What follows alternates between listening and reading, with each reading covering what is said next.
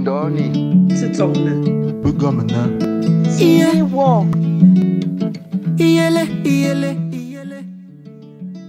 Mes chers concitoyens, aujourd'hui, j'ai accompli l'acte le plus historique de ma vie.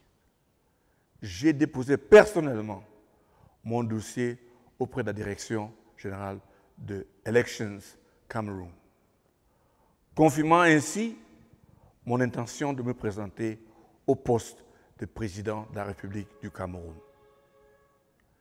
C'est le début de notre voyage ensemble.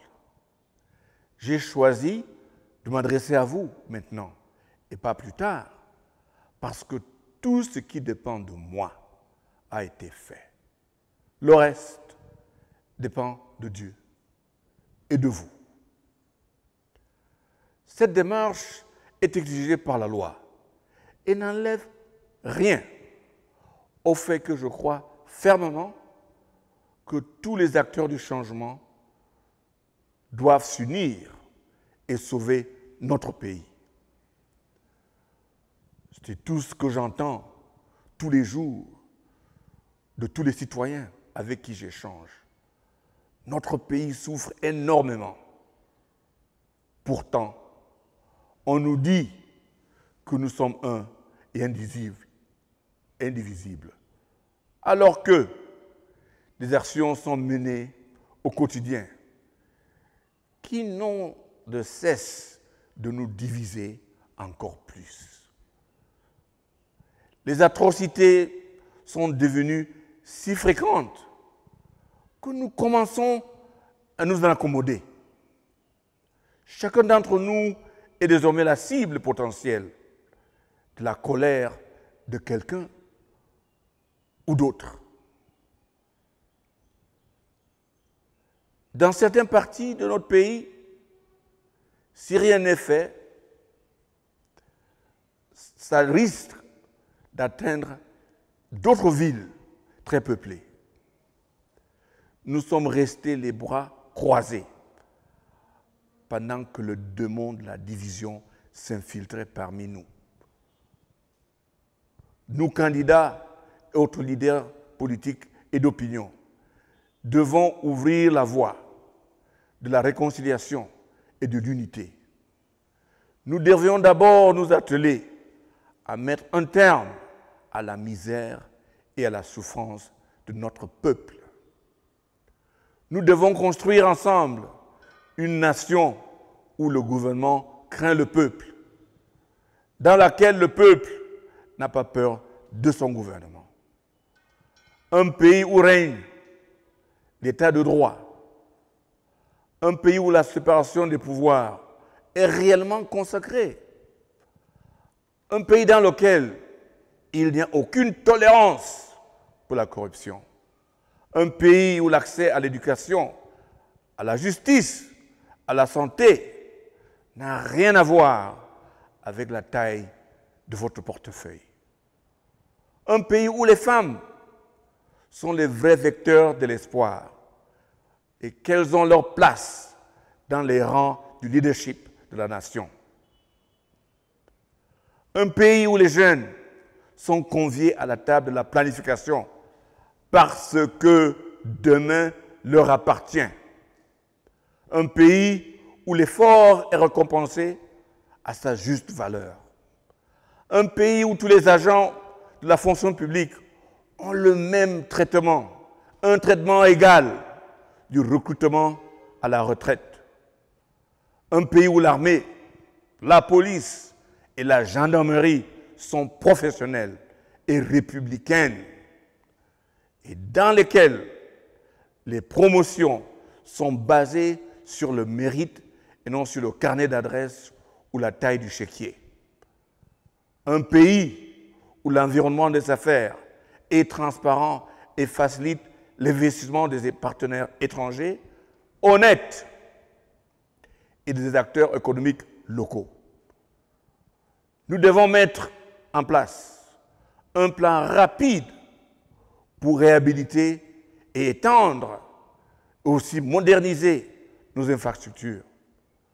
Nous devons aussi mettre en place des règles de transparence dans les secteurs pétroliers, gaziers, miniers et du bois.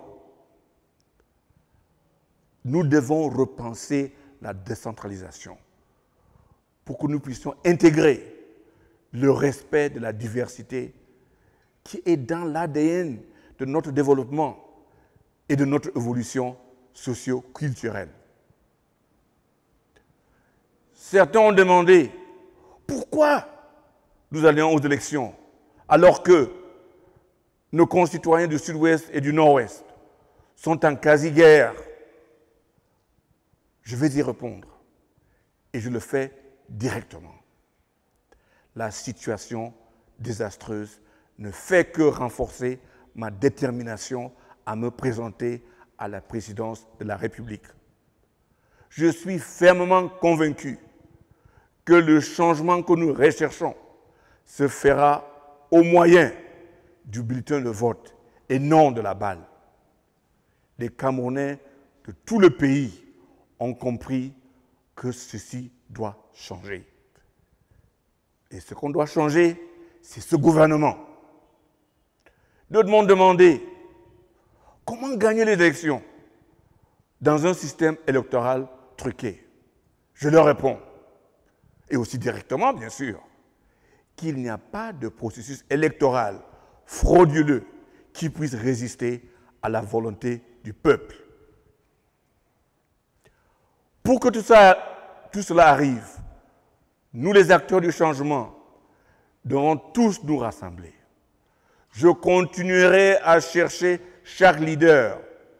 Je parlerai aux acteurs de la société civile, aux prélats et aux hommes de Dieu qui sont prêts à nous aider dans ce processus. Les enjeux ici sont trop élevés. La vie de beaucoup de gens en dépend. Ceux qui ont pris notre pays en otage sont en pleine panique. Ils ont l'appareil d'État entre les mains. Ils contrôlent les trésors publics et le personnel de l'État et croient qu'ils sont présents partout. Mais j'ai parlé à beaucoup d'entre eux. Il est incroyable de voir combien eux-mêmes aspirent au changement. Ils sont tout aussi Camerounais que vous et moi. Ils ressentent la douleur que nous ressentons. Ils savent très bien que le changement est leur seul espoir. Nous devons nous unir pour leur permettre de lever la tête dans la fierté et de nous rejoindre pour libérer notre pays. Alors, venez en novembre. Nous chanterons tous ensemble comme Martin Luther King. Free at last, enfants libres. Dieu merci, nous sommes enfants libres.